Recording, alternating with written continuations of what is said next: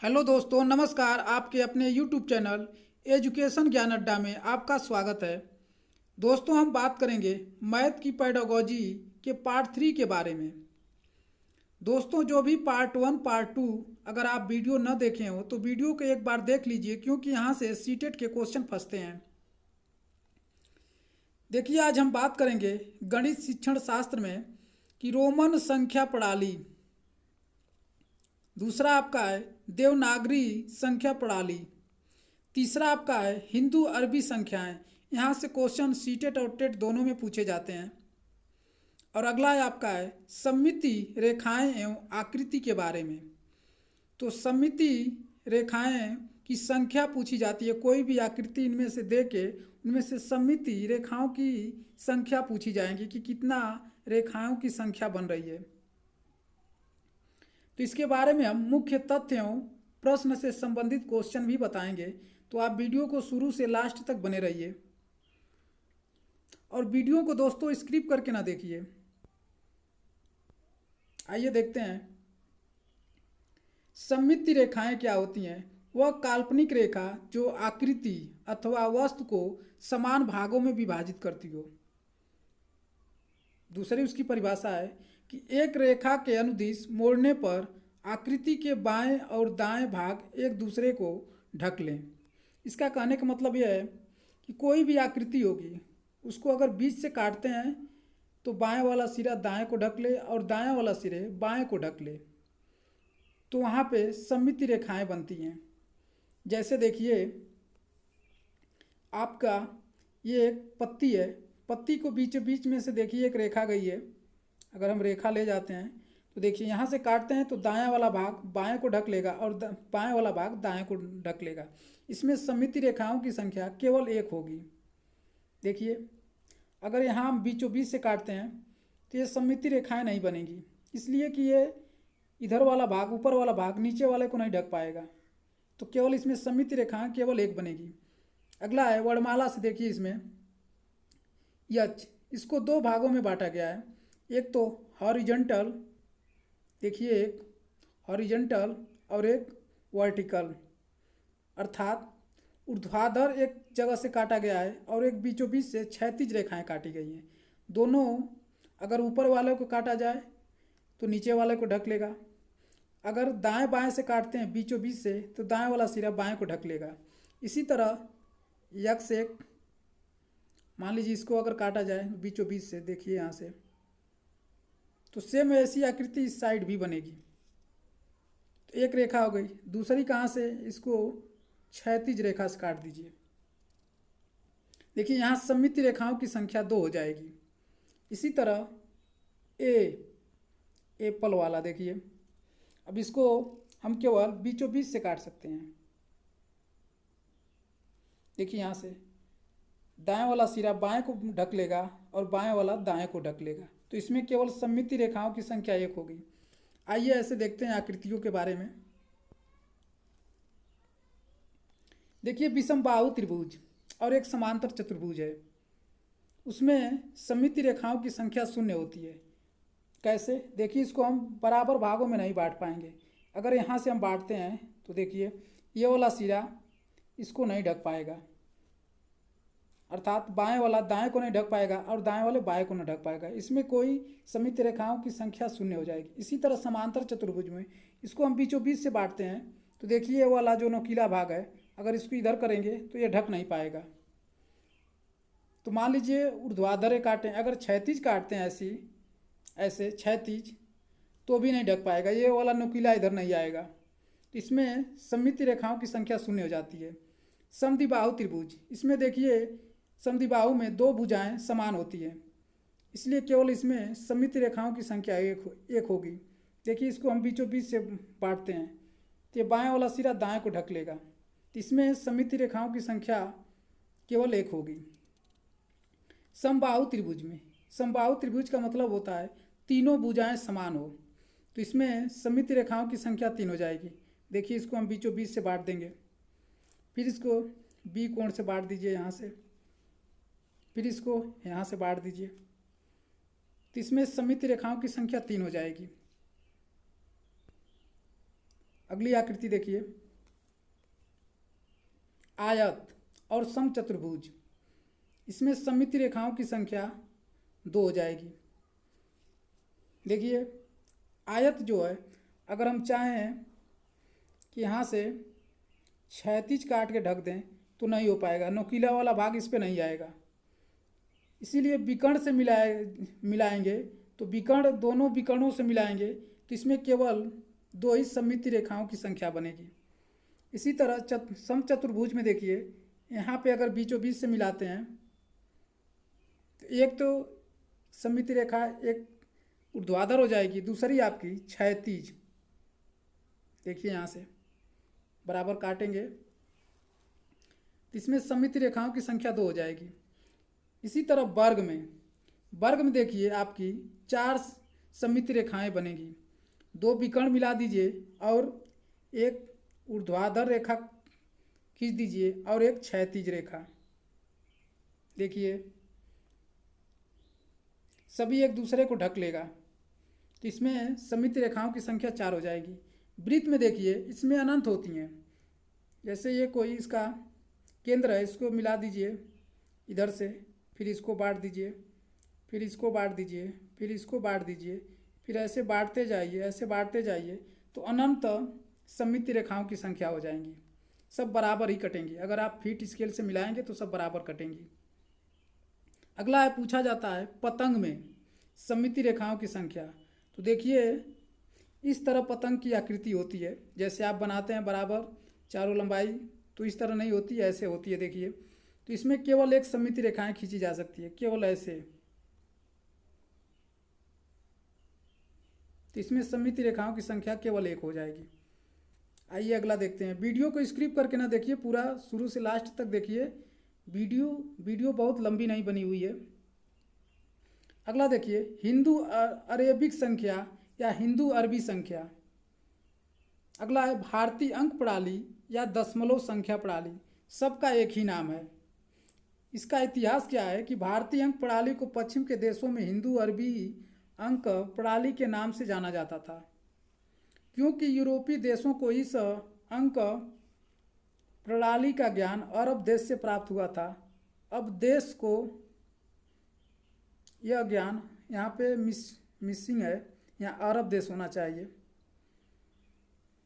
अरब देश को यह ज्ञान भारत से मिला था। यहाँ पे देखिए मिसिंग है, अरब होना चाहिए।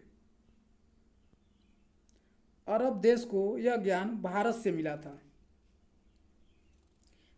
तो देखिए हिंदू अरबी संख्या 0 1 2 3 5 6 7 8 9 ये 10 हो जाती हैं। इसीलिए हिंदू अरबी संख्या का आधार 10 होता है। आगे देखिए, हिंदू अरबी संख्या वही सेम है, 0 से 9 तक चलेगी, जिसमें आपके 10 अंक पूरे हो जाएंगे। हिंदू अरबी संख्या का आधार जो होता है आपका 10 होता है। ये पूछा भी जाता है, ये भी पूछा जाता है। इसमें स्थानीय मान होते हैं, प्लेस वैल्यू, मतलब इसका स्थानीय मान निकाला जा सकता है। जैसे अगर कोई 10 संख्या है तो इसका स्थानीय मान क्या हो जाएगा, तो ऐसे इनका स्थानीय मान निकाला जा सकता है। इसी तरह देवनागरी लिपि में संख्या देखिए, पहले हम लोग पढ़ते थे 0 1 इकाई 2 इकाई 3 इकाई, तो इसके हिसाब से ये भी कहाँ तक जाती है 9। इसमें भी आधार क्या हो जाएगा 10 हो जाएगा। तो इसका भी स्थानीय मान हो सकता है। अब देखिए, अरबी संख्याओं का प्रयोग करके लिखी गई एक दशमलव प्रणाली संख्या प्राप्त होती है। तो सही है, दशमलव प्रणाली संख्या 0 से 9 तक वो भी चलती है, उसमें भी वही 10 आधार होता है। तो हिंदू अरबी संख्या को ही दशमलव प्रणाली का नाम दिया गया है। अगला है गणितीय संक्रियाएं। इसमें हिंदू अरबी संख्याओं में जोड़, घटाना, गुणा, भाग करना आसान होता है। बड़ी बड़ी संख्याएं लिखने में कम स्थान घेरती हैं। जैसे मान लीजिए 450 लिखना हो तो 450 इतना में हो जाएगा। अगला देखिए, रोमन संख्या प्रणाली। यूरोप में 12वीं शताब्दी तक रोमन अंकों का प्रयोग होता था। रोमन अंक प्रणाली में केवल 7 अंक हैं जो अक्षरों द्वारा व्यक्त हैं।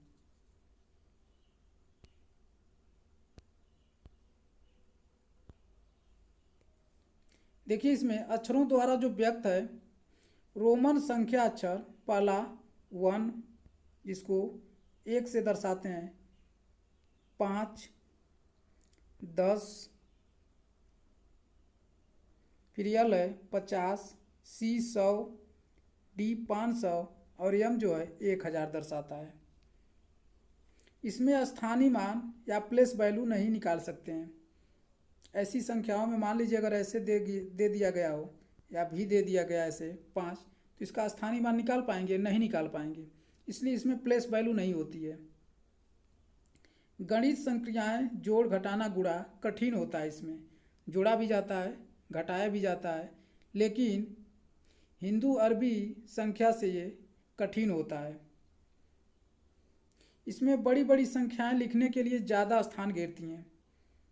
जैसे देखिए, ये संख्याएं हैं, इनमें ज़्यादा स्थान घेरेंगी लिखने के लिए। जैसे यक्स यक्स, और ये कितना लिखा गया है? 7 है, तो इसकी संख्या कितनी हो जाएगी? 27। देखिए, छोटा में हो गया है, लेकिन इतना बड़ा हमको रोमन अंक में लिखना पड़ रहा है।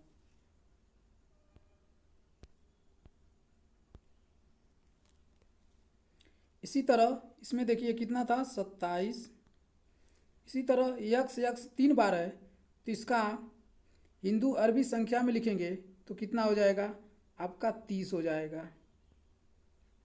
यक्स यक्स का मतलब 10 10 10, 3 बार जोड़ेंगे तो 30 हो जाएगा। आइए अगला देखते हैं। देखिए, हिंदू अरबी संख्या और रोमन संख्या में अंतर। देखिए, हिंदू अरबी संख्या में 1 ऐसे लिखा जाएगा और इसमें रोमन में ऐसे लिखा जाएगा। 10 इसमें ऐसे लिखा जाएगा तो इसमें ऐसे लिखा जाएगा। 50 इसमें ऐसे लिखा जाएगा तो इसमें यल के समान लिखा जाएगा। इसमें आपका 100 ऐसे होगा तो इसमें रोमन में सी 100 के जगह होगा, रोमन संख्या है। 500 इसमें हिंदू अरबी संख्या होगी तो इसमें रोमन संख्या में आपका 500 को डी लिखते हैं। इसमें 1000 लिखते हैं तो इसमें रोमन संख्या में आपका ई लिखते हैं। तो देखिए, हिंदू अरबी संख्या जो है रोमन संख्या से छोटी है। जैसे देखिए, यक्स यक्स और ये कितना लिखा गया है? 8 है लास्ट में, तो ये कितना हो जाएगा आपका? ये 28 हो जाएगा। इसी तरह मान लीजिए यक्स यक्स यक्स और भी ऐसे लिख दिया जाए तो आपका कितना हो जाएगा? ये 27 हो जाएगा। इसी तरह मान लीजिए 2020 लिखना हो तो कैसे लिखेंगे? मान लीजिए ये 2020 हो गया, किसमें? हिंदू अरबी संख्या में। तो रोमन में कैसे लिखेंगे? तो आपका यम यम प्लस कर दीजिए कितना? X x. तो यम यम का मतलब क्या हो जाएगा? यम यम का मतलब क्या हो जाएगा आपका?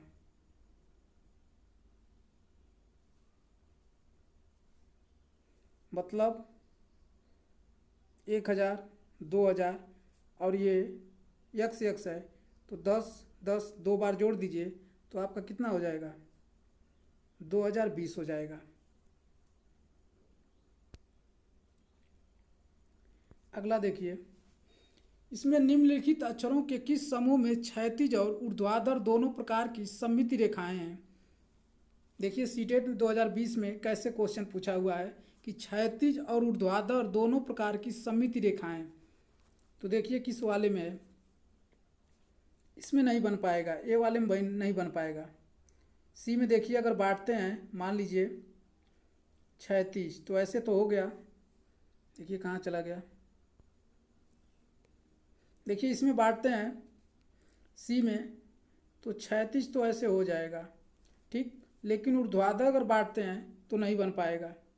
इसमें x में तो हो जाएगा, लेकिन t वाले में नहीं होगा, तो इसमें नहीं होगा। b वाले में देखिए, इसमें ऊर्ध्वाधर देखिए और ये क्षैतिज दोनों हो गया। h इसमें भी देखिए ऊर्ध्वाधर और ये क्षैतिज। ओ में तो हो ही जाएगा, जब आप वृत्त पढ़े हैं, तो यही वाला आपका आंसर हो जाएगा, जिसमें क्षैतिज और ऊर्ध्वाधर दोनों प्रकार की सममित रेखाएं हों। तो बी वाला ऑप्शन में आपका हो जाएगा। अगला है, एक समद्विबाहु त्रिभुज में कितनी सममित रेखाएं खींची जा सकती हैं। तो ये पहले ही आगे आप पढ़े हैं। समद्विबाहु में क्या, केवल दो भुजाएं समान होंगी, जैसे ये है, ये भुजा ये भुजा, तो कितनी एक सममित रेखाएं खींची जा सकती हैं। तो आपका आंसर डी हो जाएगा।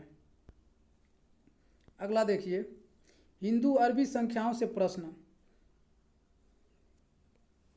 देखिए, हिंदू अरबी संख्या प्रणाली में 3 अंकों की कितनी संख्याएं होंगी। देखिए ऐसे पूछता है सीटेट में। तो आपको करना क्या होगा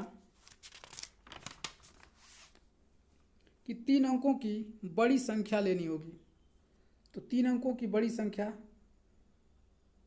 देखिए 9 9, ये क्या है, 3 अंकों की बड़ी संख्या है, 3 अंकों की बड़ी संख्या। इसी तरह आपको जब 3 अंकों की कहे तो इससे 1 अंक कम, तो 2 अंकों की बड़ी संख्या ले लीजिए, तो 9 9। अब इसको क्या करिए, आप घटा दीजिए, तो कितना हो जाएगा, 0 0 और ये 9। ये जो आपकी संख्या है 2 अंकों की बड़ी संख्या है, 2 अंकों की बड़ी संख्या है। तो आपका आंसर आपका 4 हो जाएगा।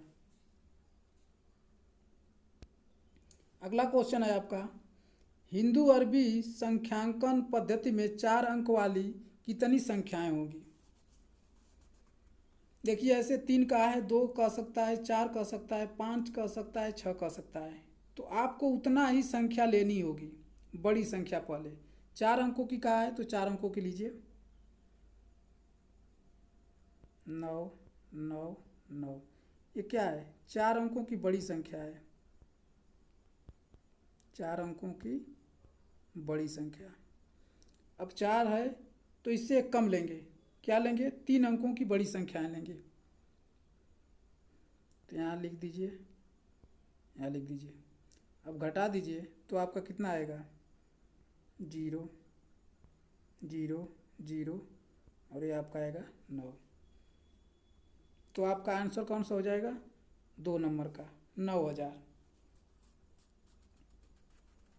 जितना कहे उससे कम छोटी संख्या लिख के उससे घटा देंगे तो आपका क्या,